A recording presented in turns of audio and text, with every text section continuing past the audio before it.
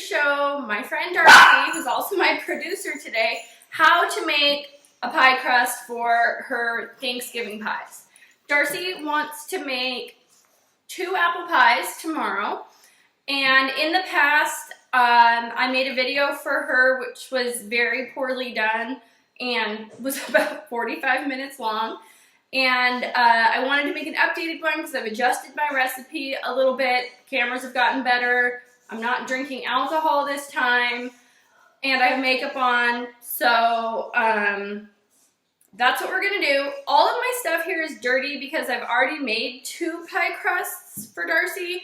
This is my second go round, so I'm not a gross person. I just am doing it for the second time and was too lazy to wash everything again. Fruit pie needs 2 crusts, one for the bottom, one for the top, and that's what I'm going to be making.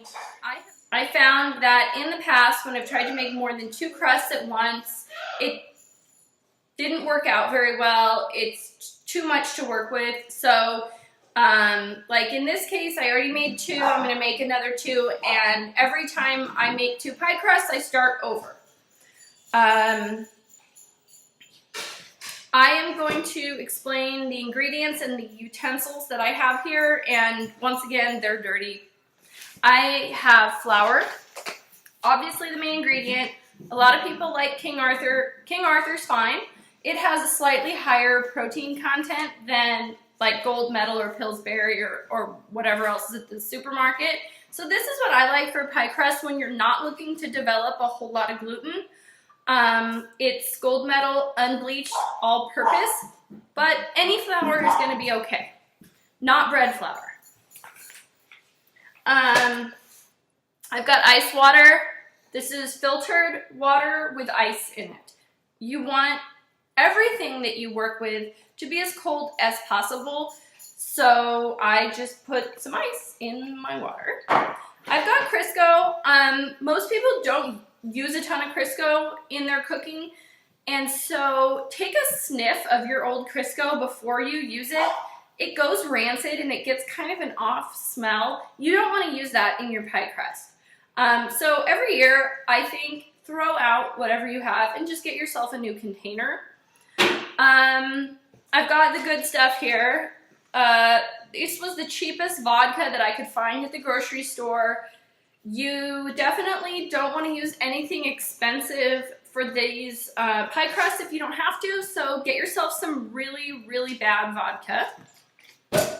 Salt, you can use whatever you have. I use Diamond Crystal Kosher.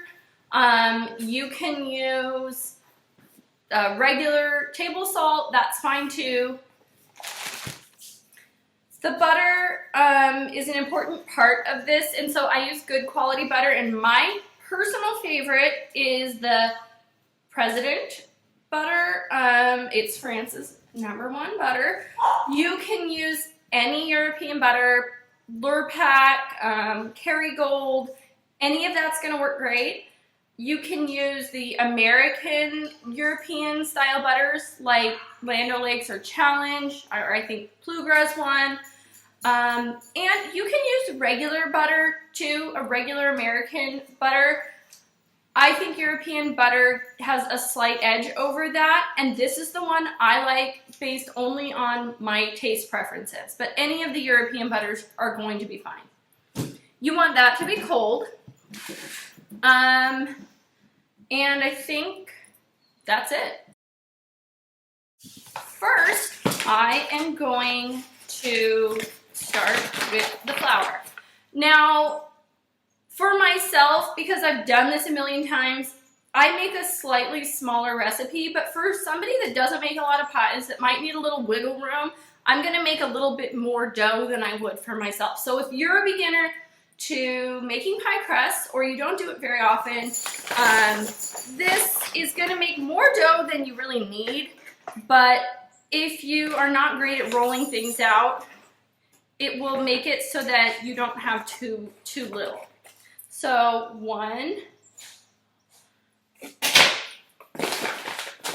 2, just top. Use the back of a knife.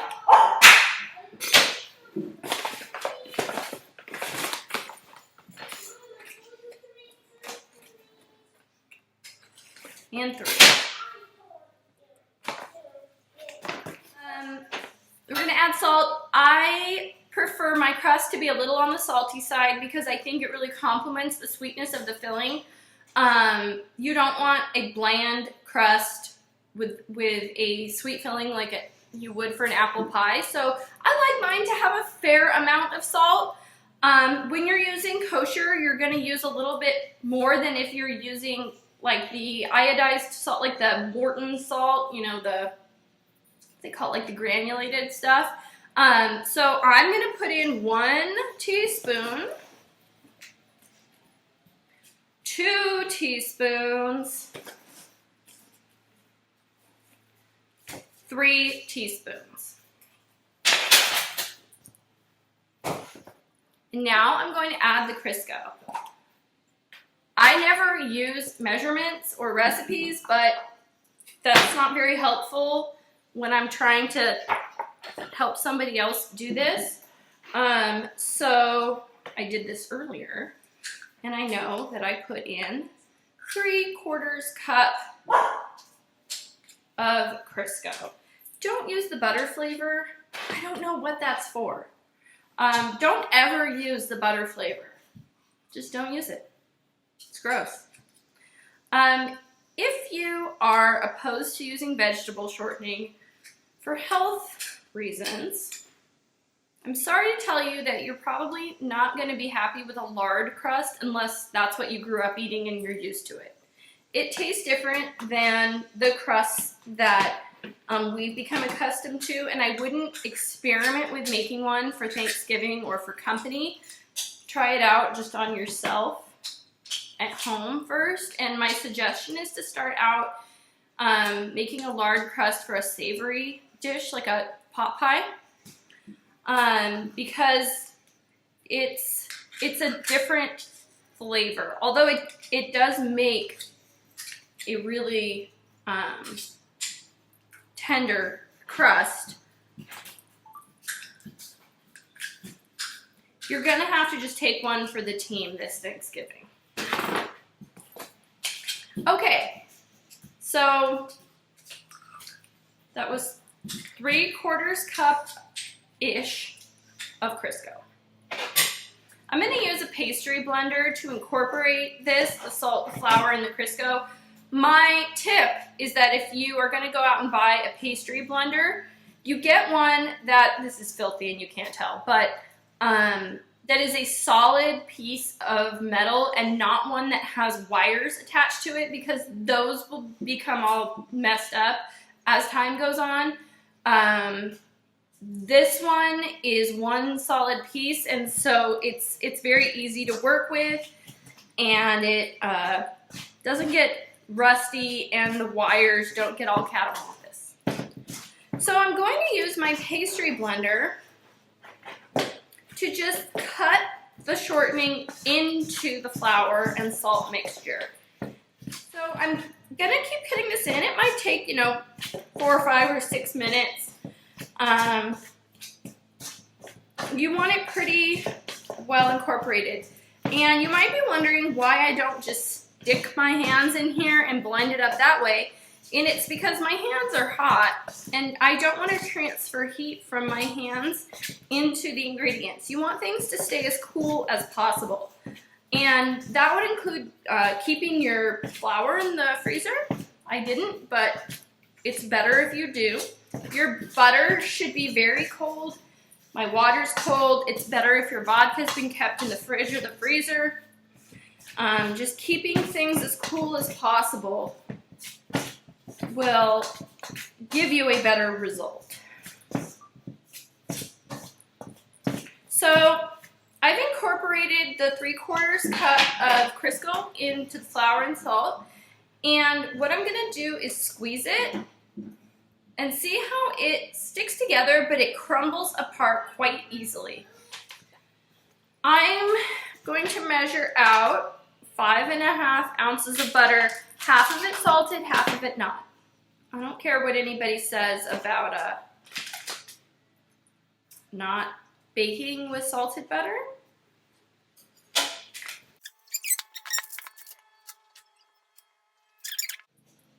I'm gonna cut this up into little cubes, like a centimeter by a centimeter,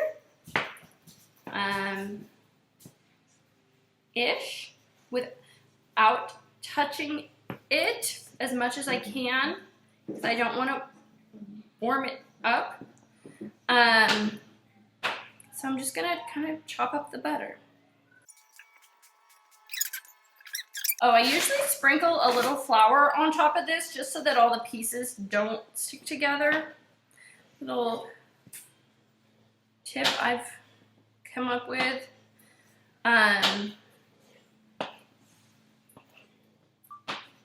Okay, this is gonna be fine. And I'm just gonna put this into my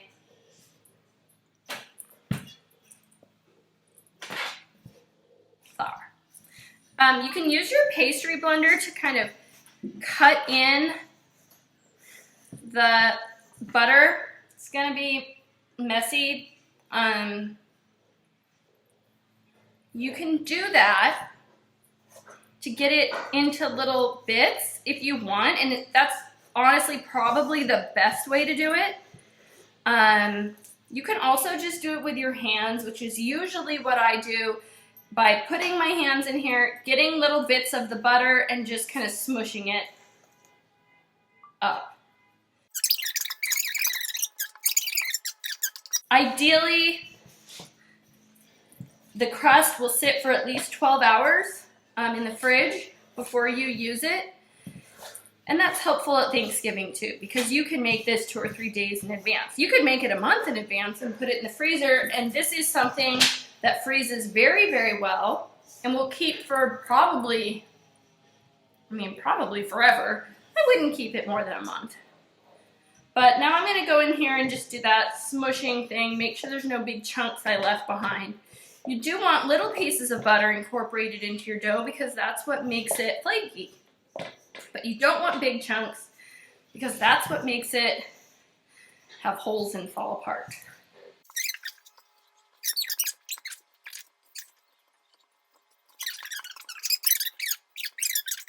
As far as the chunks go, you don't want chunks of butter this size in your dough.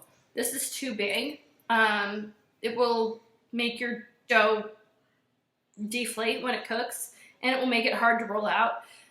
You want the pieces to be more, along this size. So I'm gonna go back to my pastry blender.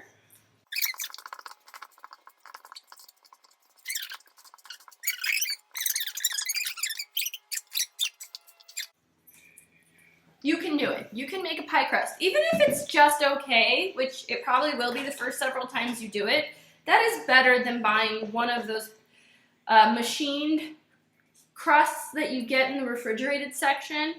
Those are no good. Okay, so now I'm gonna add a little vodka. Maybe like a tablespoon. The vodka works because it moistens your dough without creating gluten. Alcohol doesn't contribute to the formation of the alcohol doesn't contribute to the formation of gluten. And it will cook off when you bake it. You won't have any alcohol flavor in your crust, nor are you going to get drunk off of your apple pie, sadly. Okay, now I'm going to compress it, and it's really sticking together. It's not crumbling, but we do need a little bit of water. If you don't have any water in your dough, it won't stick together. That's not what we want. Okay, maybe a tablespoon-ish at a time. And then you just keep adding and checking until your dough is the right consistency, and it's gonna take you a while to understand what the right consistency is. This I'm happy with. It's kind of crumbly and shaggy. When I compress it, it sticks together really well. It's not crumbling apart. And so for me, I'm done with this. The only thing left to do is to taste a tiny bit of it to make sure it's salty enough for you.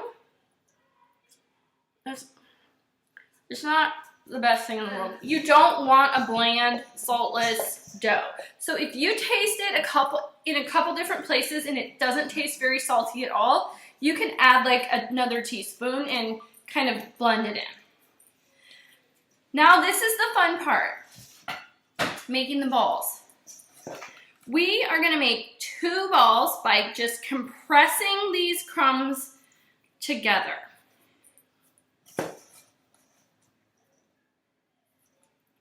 We are gonna compress 1 ball and then one that is slightly larger. And the reason that we do that is because you're gonna need a little bit of a bigger crust for the bottom of your pie than you will for the top. We'll coat these with some flour.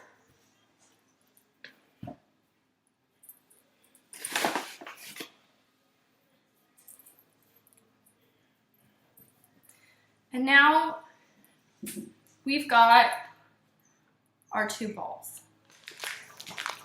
I'm gonna use some saran wrap, or this is cling wrap.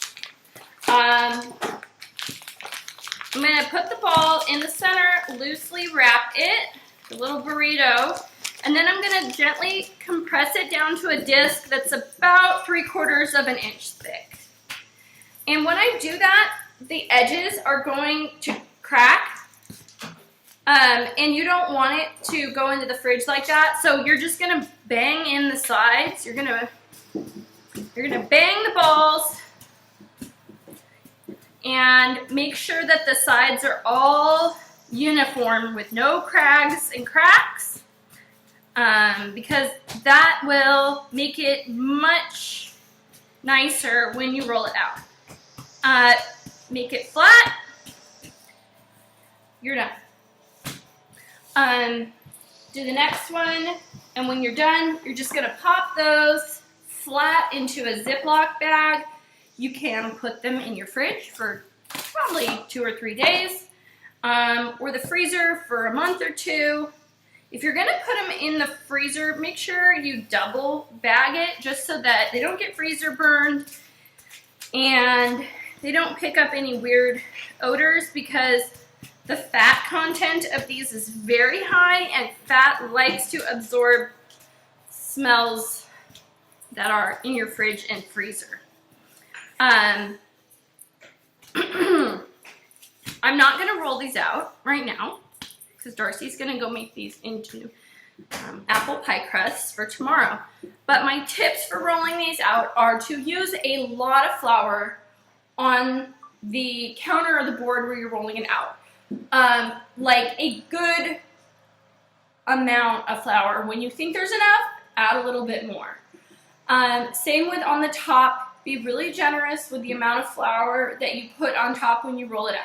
Rolling pins come in different shapes and sizes. You might have one that looks like this, kind that you club your husband over the head with. I don't like this for a pie crust because you're trying to create a nice circle, and this just isn't as effective in creating a nice circle as this is. This might be called a French rolling pin, but I might have also just made that up. But it's tapered on the edges, and it really allows you to make a nice circle, kind of. It's hard to explain. When you roll out the center of your dough, the outside's gonna crack, and so you kind of have to do it a little bit at a time, going around your dough. Pivoting. Pivot. This is much better for a good pivot than this. So go on Amazon, get yourself one of these. They're like $10 or less. They're great. I never use this anymore, this sad old thing that I grew up with. Once you get your dough into the shape and size that you want, and be sure that you're not rolling it out too thick.